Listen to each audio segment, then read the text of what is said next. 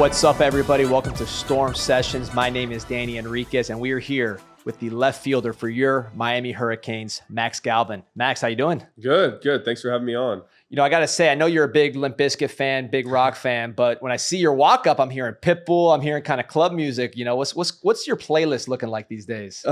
Scattered, honestly. It's very diverse. You know, I'm actually thinking about changing my walk-up song to a Limp Bizkit song. Okay. And so I think I'm going to execute on that. All right, well, you got a preview of what song it is, or that can be a surprise this weekend? It'll be a surprise. You know, I think a lot of people are going to recognize it. That's awesome, man. So listen, you grew up in Dallas, Texas, right?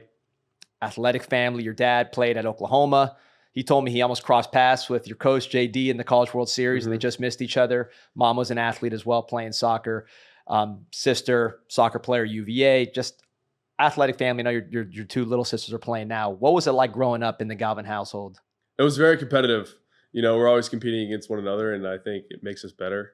Now, they don't always win, but no, it was a really good experience for me, just, you know, kind of being like the older brother, you know, and kind of setting the standard and kind of watching them do their thing. Like, I know Penelope, she's playing flag football and basketball at Ransom right now, and she's like getting voted athlete of the week by the Miami Herald.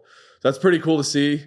Football, out of all things, you know, who would have thought? And then Laird, my other one, is like a big time swimmer at Gulliver, and she's doing like the whole junior national thing, and she's, you know, a stud. And then Tatum, obviously, at UVA. So it's really cool to, you know, watch him play and watch Tatum on TV and stuff like that. It's pretty surreal.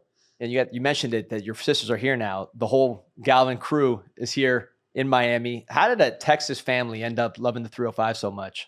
Yeah, you know, I moved to Florida when I was 15 to go to IMG. And then from IMG, I came to Miami Dade. And I think they really fell in love with it whenever they would come and visit me and watch me play at Dade. You know, just fell in love with the city and the culture and the people here. And they've treated us, you know, beautifully. Awesome. We love it here. So let's take it back to Texas real quick. Just growing up playing sports, obviously everybody knows you as a baseball player, you know, one of the better left-handed hitters in the ACC. But you were also a hockey player, right? Yeah, I did play hockey. Yeah, so tell us about the hockey game. Yeah, I was left wing growing up, and you know, I did a bunch of huge tournaments, and I think it was Minnesota, Detroit, Phoenix, Odessa, Texas, Tulsa, just like all over the country playing, you know, Canadians and people from up north. So it was awesome. Were you like a finesse player? Were you the physical guy, or? You know, I was more of like a physical guy just because I was a little bit bigger at my age than a lot of the other players. But I had a couple players like around me that were like small and really quick. And so I'd probably, you know, dish it to them and they'd go and score. But it was a really good experience. And that's one of the most physically demanding sports like on this earth. Yeah, but you got to skate. You got to worry about getting hit. You got to handle the stick. I mean, yeah, it's a lot. Were you like split in terms of your love growing up? Like, were you like half hockey player, half baseball player? Or were you like a baseball player who liked to play hockey? No, I was totally split. So the decision to go to baseball or hockey I was getting to that point where, you know, I was either going to have to move to Canada to do the whole juniors, and go to like academy hockey up north, or, you know, stick with baseball and then football in Texas. And so I kind of didn't want to move to Canada. So I stayed in Texas and played football and baseball. Okay. So the football side, what were you playing in football? Yeah, I was playing quarterback and then outside linebacker on both sides of the ball. And I actually broke my collarbone my freshman year playing quarterback. And so I kind of ended my football career, and that's whenever I focused in on baseball. Were you lefty quarterback? Yep, lefty quarterback. So on the baseball dime, I mean, Texas is like Florida. It's highly competitive. I know you probably play with a lot of guys that are still playing baseball, right? Were you just always kind of the man, or did you really work yourself to be where you're at today and kind of pass people on the way up? Yeah. No, whenever I moved to Florida, I was kind of bottom of the totem pole, just because the competition that I was facing in Texas is really nothing compared to what I've seen in Florida. Mm-hmm. Even though Texas is obviously one of the premier baseball locations, it was just like, I think it was my area and region. But moving to Florida, I was bottom of the totem. It was like a completely different game. And so I kind of had to work my way up through there. And, I found success just outworking everybody. In terms of the decision to move to Florida, I mean, you're 14, you're not like 18 or, 22, 23, like you're making the decision to come here to University of Miami. I mean, that was, when I was 14, I didn't know anything. So like, how did you make that decision to leave your friends, leave your family, and then head all the way? I know your family, I guess, kind of eventually got there, Yeah. but to go all the way across the country to IMG. I think it's just like the desire and the aspiration to like be the best at like whatever you choose to do. Like for me, in order to be the best at baseball, I had to move away and go to IMG just because for me, I needed that development that IMG has. It just happened to be in Florida. And so I was, I'm willing to do whatever it takes. With your dad playing, high level college baseball, was that always kind of like a realistic thing to you? You're watching baseball as a kid, you're like, I can be there. I can be one of those guys. I can play at that level. Absolutely. Absolutely. I think that's why everybody plays this game, is to win and get to the next level and eventually, make it to the big leagues and stay there and win multiple World Series. And from a young age, that's always been my goal. And whatever sport, like it wasn't just baseball. Like when I was playing hockey, the Stanley Cup was like, the biggest thing. And then in football, obviously the Super Bowl. But I kind of liked hockey and baseball a little more than football. Just the physicality too much, or? Not really. It was just a little slower. I know baseball is slow, but hockey's really quick and physical. Yeah.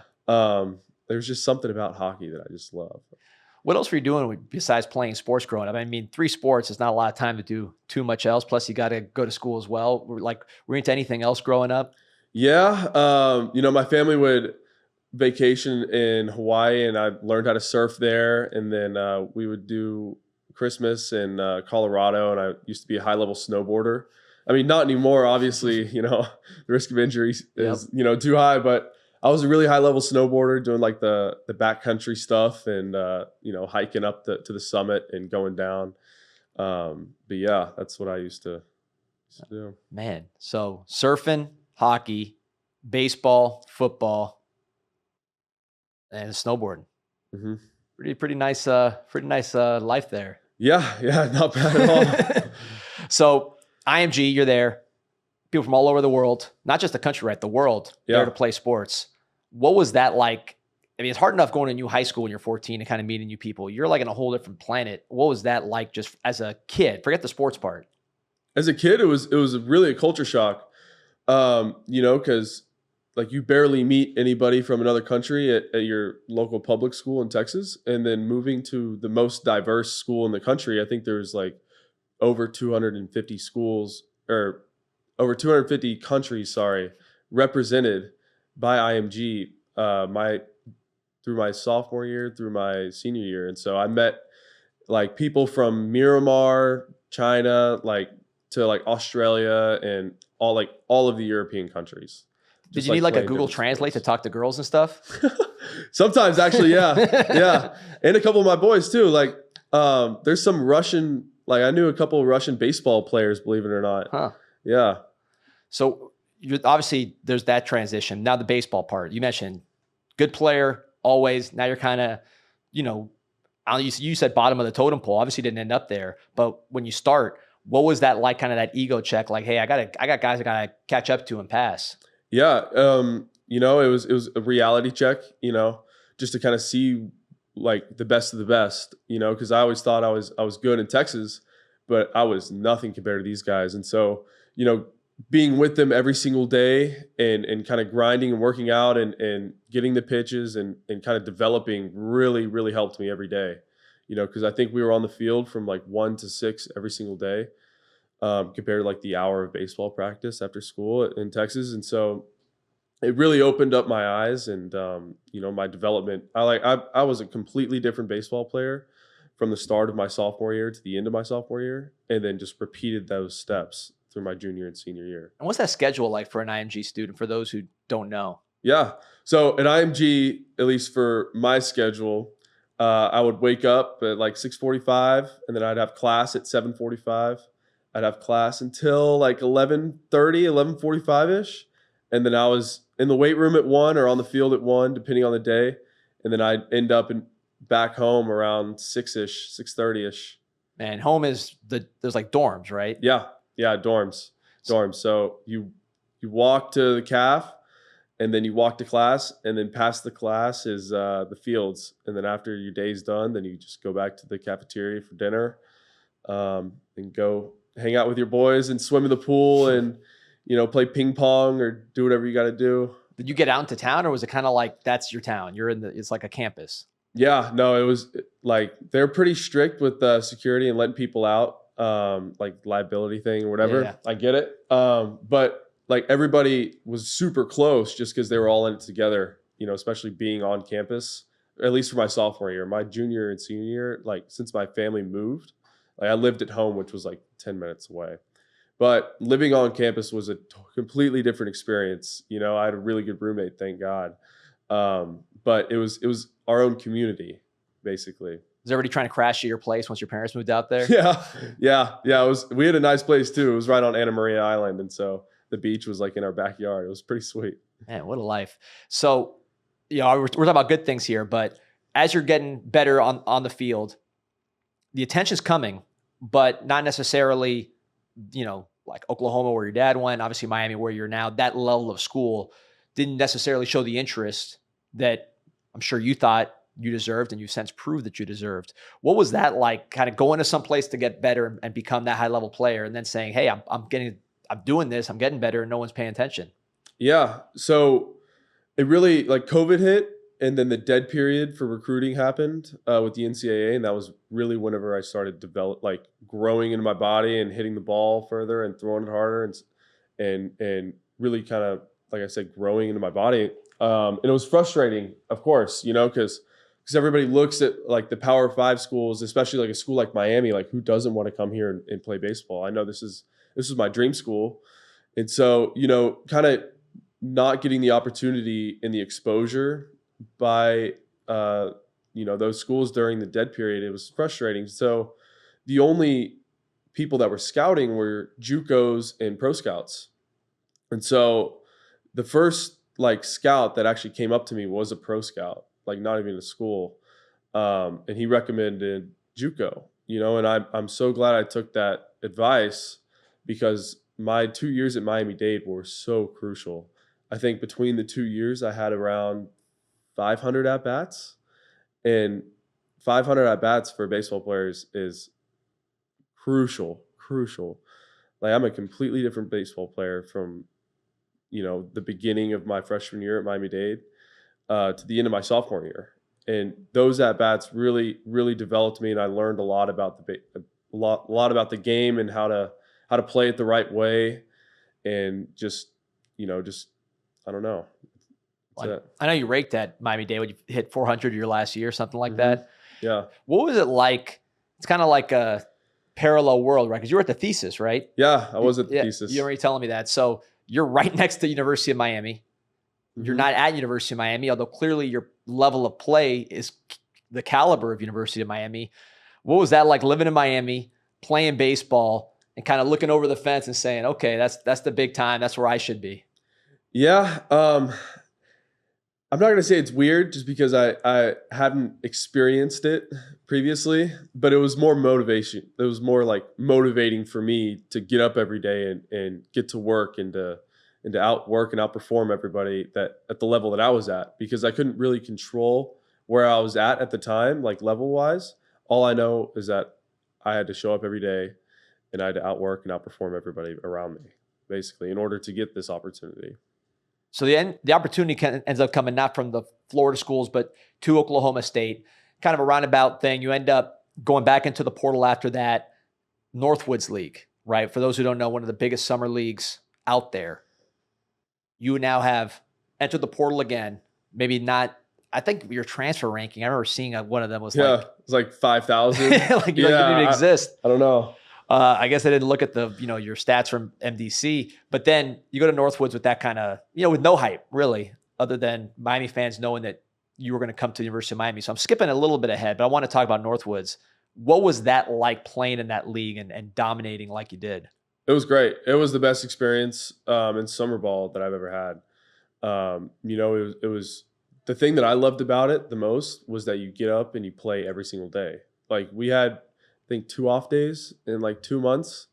And some people kind of frown on that, but I loved it. like, because whether you had a good game or a bad game or in between, like you get to wake up the next day and get to do it all over again, And so once you get in a groove and you like get in your slot as a hitter, and you see like however many pitches you see, you really find out like how to swing the bat and how to drive the ball. And it was really a learning moment for me. It sounds like you can't get enough, man. You're talking about, IMG, you're playing all day, right?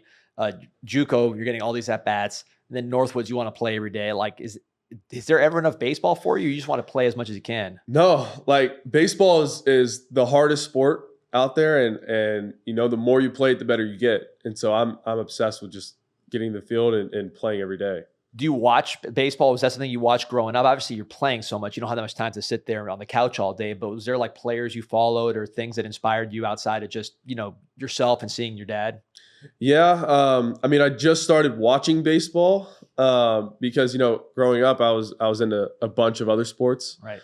But no, I just started watching baseball, and I really am a fan of Bryce Harper, even though like he was very controversial, like with the way that he like went about his business. And whenever he was younger, now he's more of a veteran, and he still has that fire to him, but there's something about him that I just loved watching him play. Like the way that he played and plays now is just balls to the wall, like all out every time. Yeah, great lefty. He's like a Miami guy when you watch him because he always had that swag. He always, down here, we appreciate that, right? We don't get turned off by that. I remember he was always had a rivalry with Jose Fernandez, who's like Miami Marlins legend. And they were buddies too, because he said, look, he'll show me up if he strikes me out, and I'll show him up if I hit a home run, but that's part of the competition. Are you going to start adding some of that? I mean, you play with high energy. I wouldn't call you cocky on the field. Is that something you got in the bag where you might start showing a little something if you get in a hot streak, or you like to keep that more low key? In a big moment, yeah, I might bring it out. I might bring it out in a big moment. So I skipped ahead a little bit because before you went to the Northwoods, you had a very big commitment, obviously, to the University of Miami. So how did Miami kind of come back around after Oklahoma State and allow you to fulfill your dream of becoming a Hurricane? Yeah, it was kind of funny because when Jonathan called me, I was playing a game in the Northwoods at night. So I went home and was checking my voicemail, and I found like a random number, and I listened to it. And it's Jonathan Anderson from the University of Miami, and it was just the greatest moment for me, and it was really really surreal, and I'm thankful to have gone on a visit and seen the school, and I'm glad I made the right decision. Was it like a process once you get the offer, you're at Northwoods? Like, how long was that process between offer and commitment? Yeah. So during the transfer portal, there's like 100 schools that'll call you, and you kind of got to filter through the ones that, you like, but more than others. And so I took a week off from the Northwoods just to go on visits. And so I went to 2 schools before Miami, and I was going to go to 2 schools after Miami, and Miami's like right in the middle of the week. And, I decided to commit to Miami on my visit here. I love it so much. Did that help you in Northwoods, just kind of having that off your back? Because obviously you crushed. I mean, you were doing good before, but you crushed after that. I mean, that was like every time I'd go on Twitter, it was another one of your home runs. You just post a video. It was just a video of you just crushing one every single day, it seemed like. So was that easier to play baseball after that commitment? Yeah, I think so. I kind of really didn't think of it like that, but when you put it like that, I guess it was. Yeah. Because before it was like, obviously like I don't know, like before the portal opened, I knew I was going to go into the portal. And so I kind of had to prove myself again because, like you said, I was like 5,000th ranked in the portal. Not that means anything to me, but it does for, some schools. And in my head, I didn't know if Miami was going to call me. Like, I didn't know if any schools were really going to reach out. And so it was like a drive and motivator for me. And then once I did commit to Miami, it was kind of like a weight off my shoulders, but it encouraged me to do better every day just because I was coming here, because there's a certain standard here that, how do you say it? Like there's a standard here that you kind of have to play to. No doubt. So it's funny because, you mentioned your recruiting process in high school, COVID, right? Just random things kind of happened.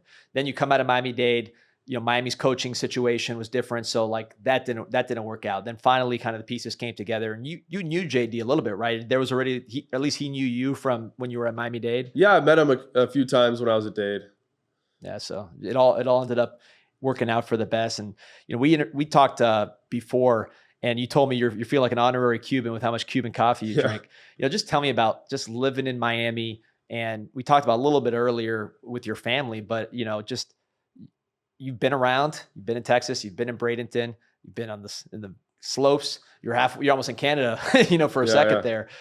What is it about Miami that really appeals to you? It's the culture and the people here. They have opened their arms and embraced me and my family, and I'm really appreciative of that. And they kind of took me in whenever I was at Miami-Dade, and really felt like this was home.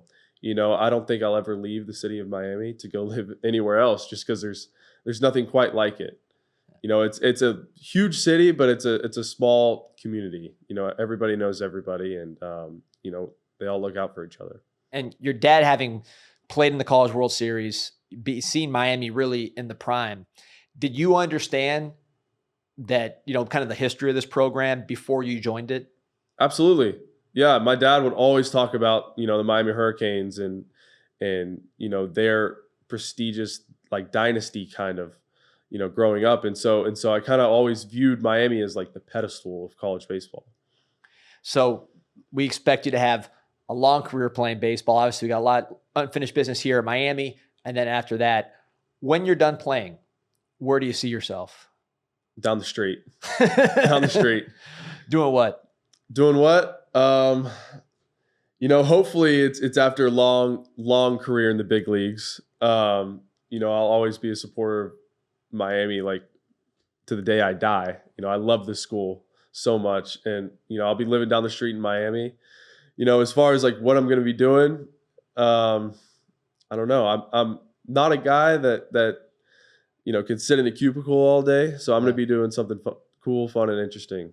Just transition right from the major leagues to surfing all day and hanging out, maybe. Yeah, absolutely, absolutely. So we got some fan questions here. Yeah, popular guy. You may know this guy. I don't know. Maybe he's just a big fan. Robert Conklin.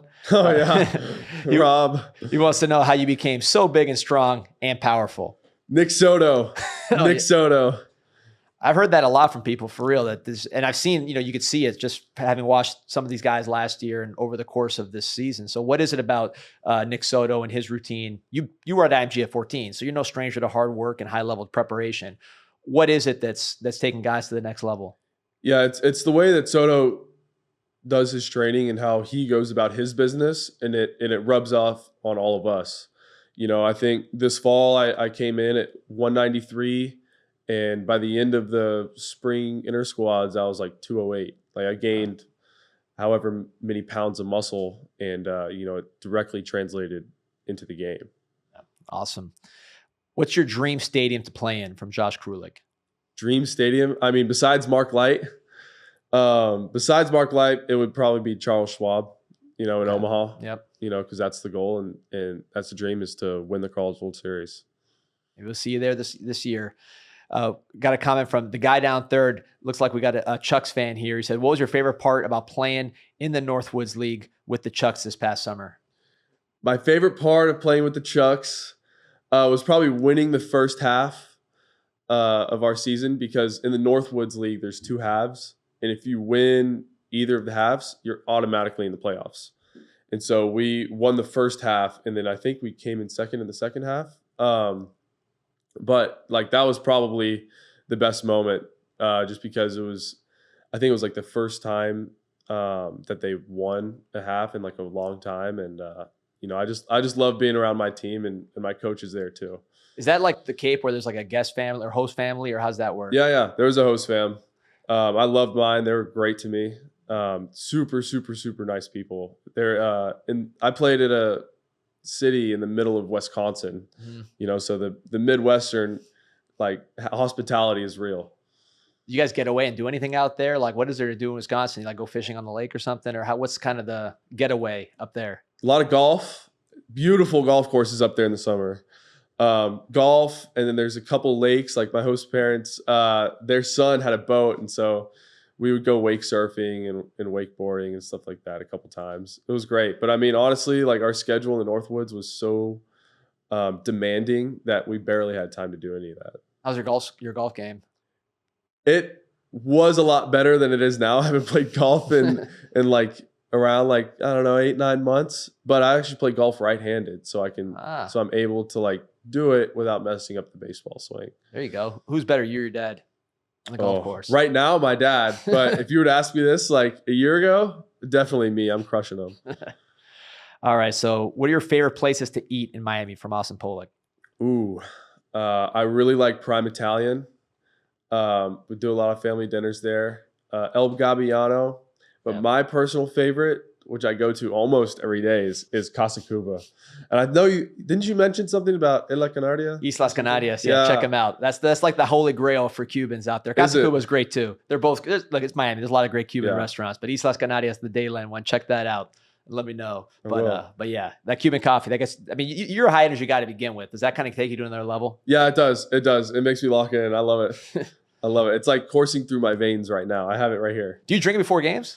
Yeah, I do. They have it in the dugout. There you go. Love it. Yeah. Little advantage there. What's your favorite away game and why from Katie Batesi? Favorite away game and why? Probably every single one that we win. You know, last night was a lot of fun. Beating FAU at FAU was a lot of fun. Beating Florida on Sunday was probably my favorite. Yeah, that was a huge one. You guys have played well with your back against the wall, so it seems like there's a lot of, just knowing the background of a lot of you guys. Obviously, the journey you've taken, Jake Ogden, right? The journey that he's taken. A lot of these guys. Do you feel that this team has a little bit of a chip on their shoulder and something to prove? Absolutely, absolutely. Just based on all of our journeys, we're very resilient, and I think it shows up, and it will continue to show up during this season. So, related question here from Logan Parmnetter. What was your journey like to play for Miami? Now, we talked about the steps, but like just now as you reflect on it, kind of what can you say about that journey? It's been a long journey, and it's just the beginning. For me, this is just the beginning. Miami is, the pinnacle of college baseball, like I said, and looking back on the journey here, I wouldn't change a thing, because I had to go through all of the steps that I've taken to get here in order to be here. If that makes any sense. Absolutely. What's your number one approach when hitting from Santi? Drive the ball. Drive the ball if they throw it over the plate. That's really it in a nutshell. It differs from pitcher to pitcher, just because different pitchers have different stuff and different pitches. But, I mean, at the end of the day, they got to throw it in the strike zone, and if they throw it in the strike zone, then I'm looking to drive the ball. Let me ask you something, because, my son plays, so I'm kind of learning about the game I never played. And you'll hear people that maybe didn't get that far in the game with all this kind of complicated hitting advice. Then you talk to the people that like played college, played pro, and it's very simple, kind of like you said. Mm-hmm. Is the game is obviously, listen, this takes a ton of work, but is it simpler than maybe people that aren't in the game make it out to be? Absolutely. Like the game is as simple as you want it to be. It can be the most complicated thing that you've ever done, or it could be, the easiest thing, or it'll feel like the easiest, even though it's the hardest thing to do. And so I think since it's can be super complicated, it's super hard, you really have to simplify everything, like down to like, you got to really dumb it down. What's your favorite part about the game? My favorite part is just beating other people. Like I love competing, and I love winning, but I just hate to lose. And just the action of beating somebody else at their own game that they've trained their whole life for, just there's something about it that I love. I know you're a people person, and just talking to everybody about you and, talking to you, it comes across the team atmosphere and just being around people and kind of, it's not golf, right? You're playing team sports your whole life. You're always around a lot of people. How important is that to you to just kind of feed off the energy of other people and give some of that back? That's super important, because you play for the guy standing next to you because he's your brother, and so if you play the game selfishly, you're going to fail. And so if you play for each other and you play for the guy standing next to you, you're going to have more success as a team. And so I think since we're super close, a close-knitted team, and we're all friends off the field, I think that's why we have a little bit of an advantage. You've talked throughout this interview about how much you just love to play. You can't get enough work, but I know there's times where you're just not feeling good. Maybe you had some fun the night before, just some reason why it's hard to get up and go to practice or do what you need to do, work out, because everybody's human. There's points where you have to push through. It's not all great. What drives you in those tough moments to push through and do what you may not want to necessarily do at that time? Yeah. Nobody's going to put in the work for you. It's not like they can anyway. And so if you don't show up and get your work in, somebody else is, and it's not, us competing with other teams in the ACC. It's us competing with everybody in college baseball, and so we really have to take that into account. And that's why we show up and outwork everybody every day. Well, Max, it's going to be fun to watch you the rest of the season. I know Canes fans are enjoying it. Remember to like and subscribe to Storm Sessions on Apple Podcasts, Spotify, Canes All Access on YouTube. Max, appreciate you, man. Yeah, thanks for having me. I really do appreciate it.